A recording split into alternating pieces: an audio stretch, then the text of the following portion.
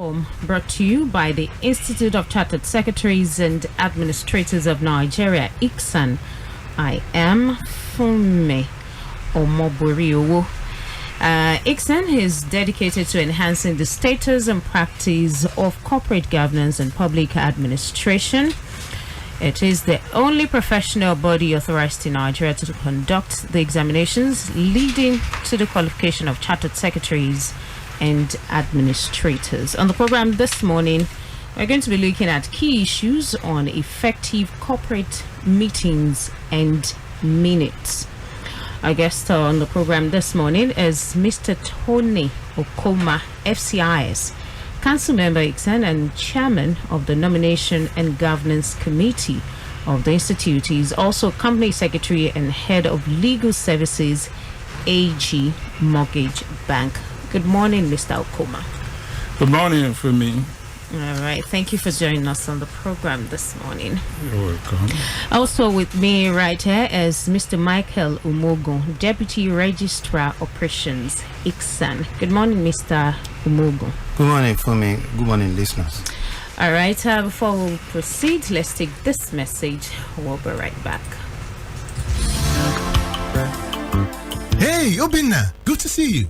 You look so worried. Is everything all right? I'm having serious issues in my company. Balancing the interests of my company's many stakeholders like shareholders, management, customers, financiers, government, and community is giving us a problem.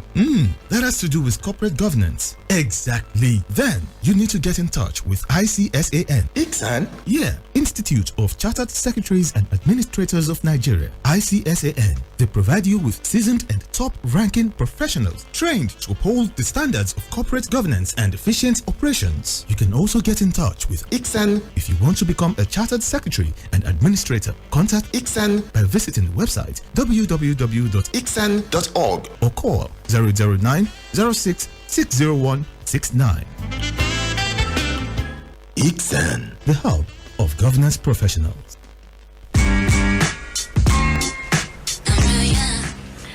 All right, like I said earlier, we're looking at key issues on effective corporate meetings and minutes.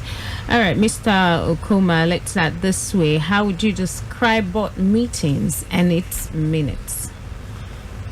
Yeah, thank you, Fumi. Before I answer your question, I must take our time to thank you for the good job you are doing with this program. Thank you, sir. It's highly commendable. Thank you, sir. Yeah, having said that, I will start by saying that directors are skilled, experienced, and knowledgeable individuals who are experts in their fields. They are appointed by shareholders, first of all at incorporation, and subsequently elected at annual general meetings to run the affairs of the company on their behalf. They carry out this function through statutory meetings. And therefore, the law requires directors to meet at least once in a quarter. Now, if there is meeting of the board of directors, it follows that there must be minutes of such meetings. Therefore, minutes of meetings can be defined as written or recorded documentation of what transpired during the meeting and define the next steps to be taken. Yet, it is what transpired during the meetings and not necessarily what was said. Therefore, in my opinion, it is wrong or not a good practice to try to document verbatim what was said in meetings. Okay, all right. So let's look at it. What are the key issues that are crucial for effective board meetings? Yeah, thank you. Yeah, there are quite a number of issues that are necessary for effective board meetings, and these begin with the company secretary. As company secretary, you must be well prepared ahead of meetings. Yeah, it is often said that the meeting starts before the meeting.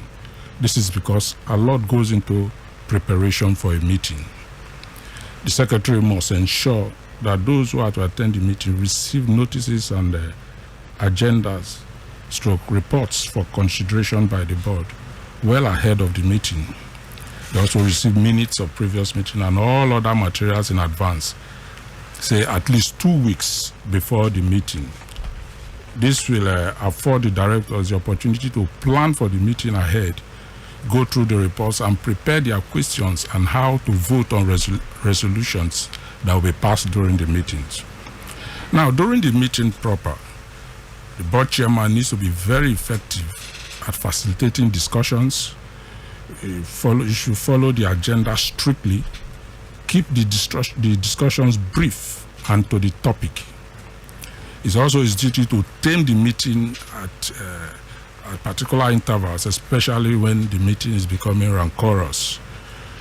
Then after the meeting, also the company secretary immediately circulates the draft minutes to members for review, as issues to discussions are still fresh in their memories. And thereafter, he communicates decisions and timelines to those who should receive them, or that is the various departments who should receive them. So I think these are some of the issues that will guarantee effective board meetings. All right, I'm sure it's not everyone who can take good minutes of a meeting, but let's see what are some of the characteristics of a good minute. For me, you will agree with me, like as you have said, that good minutes are often synonymous with chartered secretaries because of their specific training in the area of writing minutes. So for good minutes, you must be able to state the meeting name. That is, for instance, the board of directors meeting, and in most cases, the number of the meetings. For example, the 20th meeting of the board of directors, or the 15th meeting of the credit committee. It must state the time, the date, and the venue of the meeting. Then good minutes should also be clear, concise, and simple, written in simple language without verbosity. Then it must also record decisions reached, but not just the decisions reached, but also narration leading to the decision is necessary. It should capture essential information of the meeting, show records of attendance, as well as those who sent in apologies with reasons for that apology. Good minutes should also, as much as possible, avoid the mention of names of members who attended a meeting, except where there was dissenting views leading to decision. I think these are some of the characteristics of good minutes. All right. Let's come to, there is this provision of the code that provides in relation to the board that every director should endeavor to attend all board meetings. The attendance record of directors should be among the criteria for the re-election of a director. So why do you think it's desirable for the attendance record to be used as criteria for directors' re-election? Like I said earlier, meeting attendance record of directors is key, and this necessarily should be among the criteria for re-electing directors as provided by the code. In fact, I, as company secretary, ensures that it is not only kept but also published in the annual report so as to guide shareholders in re-electing directors at AGMs. For me, just let's look at it this way. Okay. Shareholders are busy, and so they elect directors to represent them. The directors who are elected do not attend meetings. What is the justification for their re-election? Or why should they be re-elected? I think directors not attending meetings as frequently as they should is to a large extent due to multiple directorships. Many of them are directors of so many companies. And this is why the new KAMA has limited directorships of companies by an individual to just 5. It has to take care of that scenario. All right. You mentioned shareholders and then the AGMs and all. What is the shareholders meeting all about? Okay, this is referred to as the traditional annual general meeting. Annual general meeting of a companies. KAMA mandates every public company to hold its AGM. This used to be compulsory for both private and public companies, but the newcomer has now made it mandatory, not mandatory for private companies, which means private companies are exempted, but it's still very compulsory for public companies.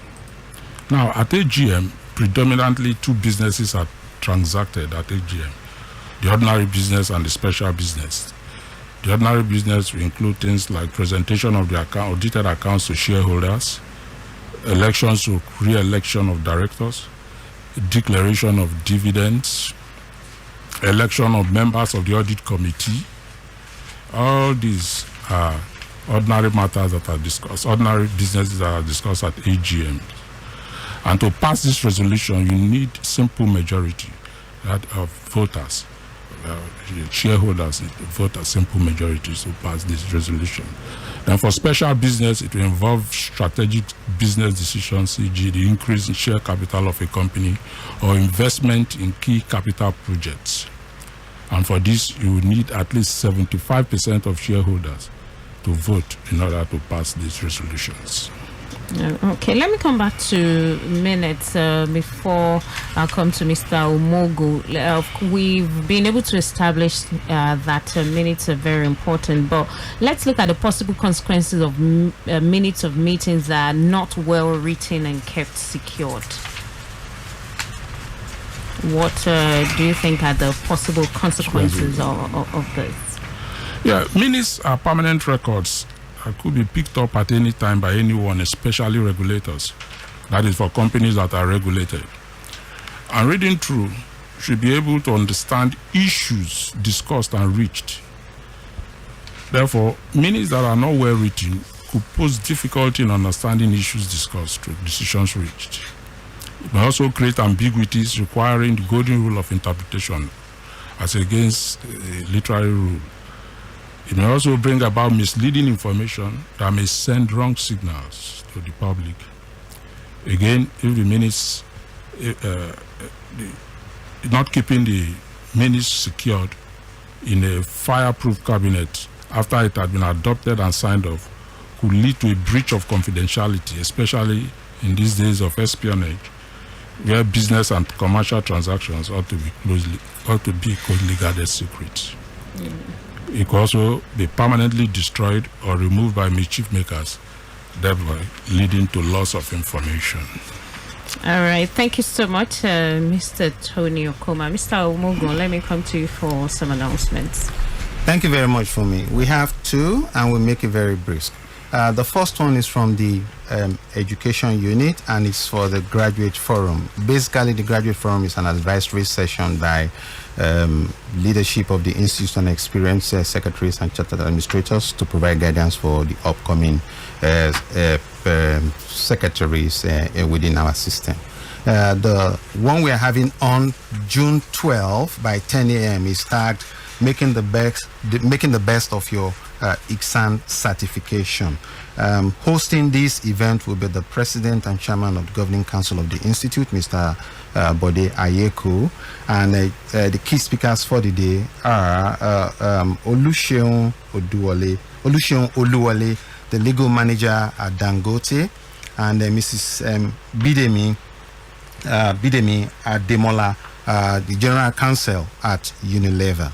Our second announcement is from the training unit. We have a training program for the 24th of this month by 10 a.m. The training is tagged Management Skills for Secretaries and Administrative Support Staff. Details about this training are all on our website, but if you want additional information and expatiation on this particular training, kindly call Eweje on 0806 152 4764. Thank you very much for me. All right, thank you so much. Big thank you to you, Mr. Michael Omogun, Deputy Registrar of Operations, ICSAN.